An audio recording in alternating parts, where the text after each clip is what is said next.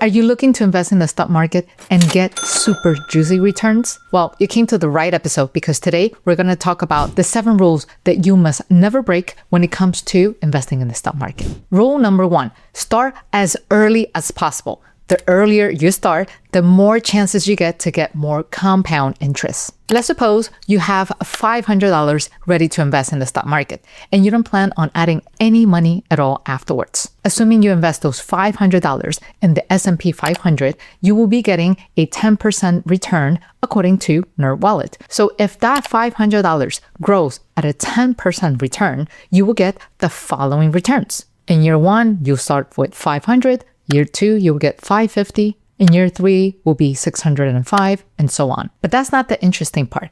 The most interesting part is this. If you were to compare how much you made from year 1 to year 2, you will notice a $50 gain.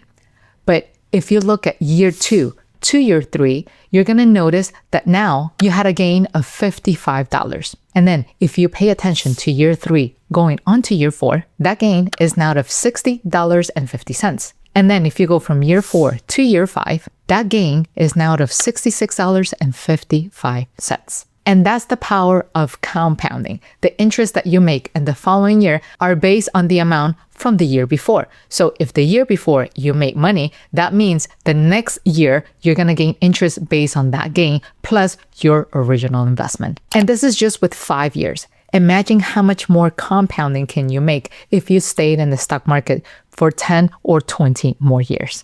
Next rule, be consistent when it comes to investing in the stock market. Do not stop investing under any circumstances. A trick I like to implement is that I treat my investments as if they were debt, meaning as a bill that I need to pay. And this is something that I learned from Kim Kiyosaki, Robert Kiyosaki's wife. And she shared that unfortunately, most people tend to pay their bills first and then leave whatever's left to themselves, if there's anything left. And then she said, why should we get paid last? If anything, we should always get paid first. And that's how I ended up creating a new category when it comes to paying my bills. Let's look at this example of a person that makes $3,000 a month. And please, let's focus on the fundamentals, not so much in the numbers. Sometimes I do get criticized if I use numbers that are too large or numbers that are too low. Remember that not all of us are in the same financial situation. So it is very hard for me to find the right number for everybody. So please focus on the fundamentals because the numbers will change depending on your financial situation. Now, back to the example. Let's suppose a person makes $3,000 and this is a list of his bills. Now, to this list, I will add a new category and I'm going to call that an investment and I will allocate $50 to it. So when you sum all of that up, you get a total of $2,820. And when you minus that to the $3,000, that means you will get $180 left. That $180 should be your reserve funds. It shouldn't be your investment funds. It should be used as reserves for any emergency that comes up. Now, back to the $50 allocated on a monthly basis. If you were to multiply that by 12, now you're investing $600 a year.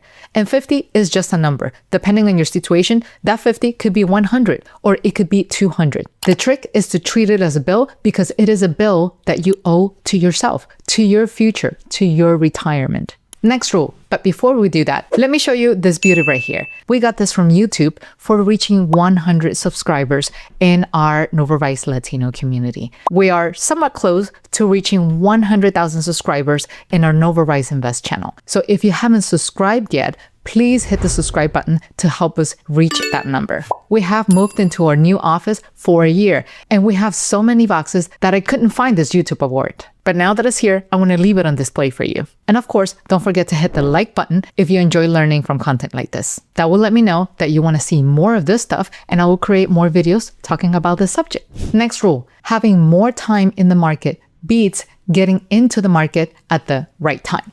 I have heard so many times people saying, I will wait for the stock to go down. It's too expensive now. And to address that, let me show you this study made by Charles Schwab. We have 2 investors here, Anna and Maria.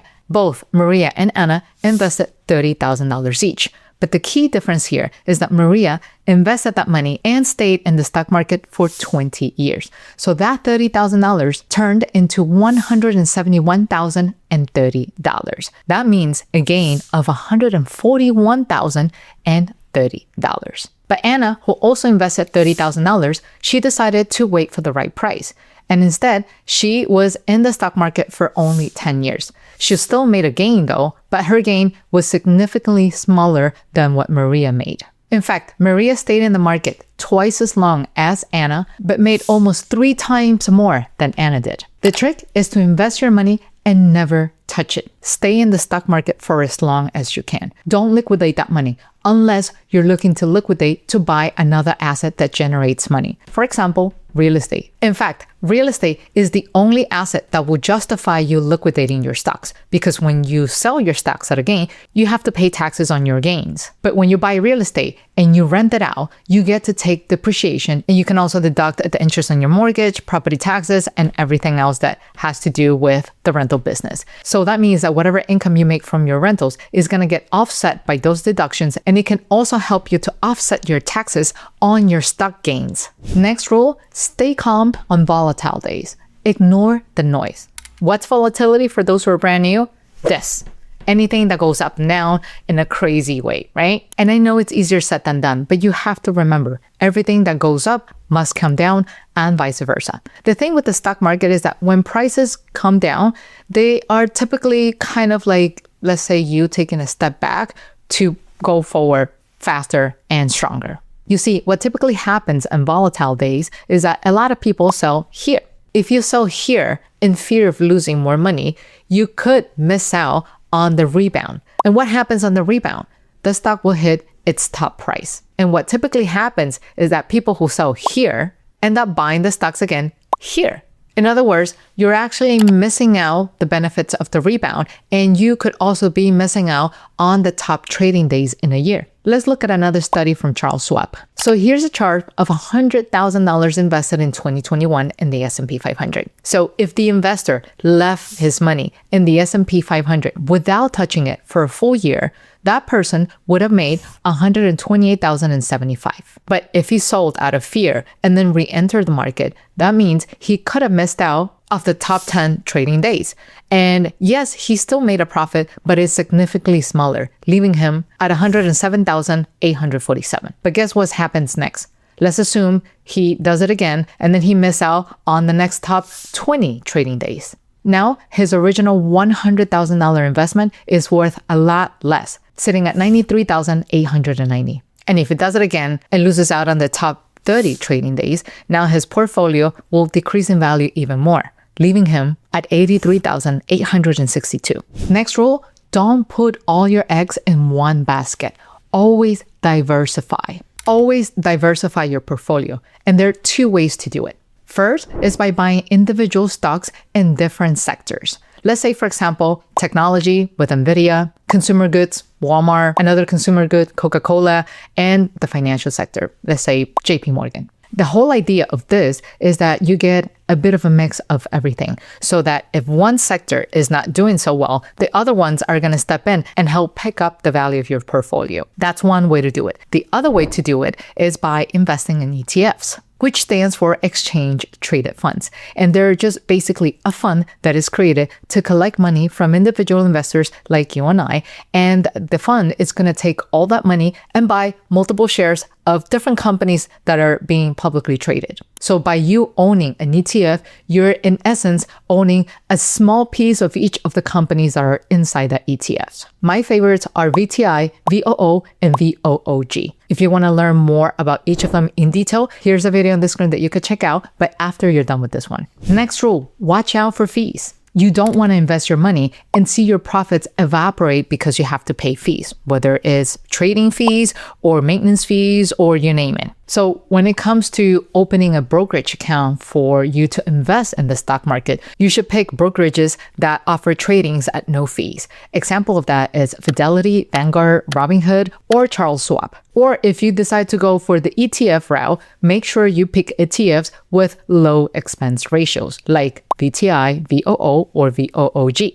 Don't even bother with mutual funds. I know they promise higher returns, but they also have higher fees. So one way or the other, the fees are going to eat up your returns. Next rule, rebalance your portfolio every year.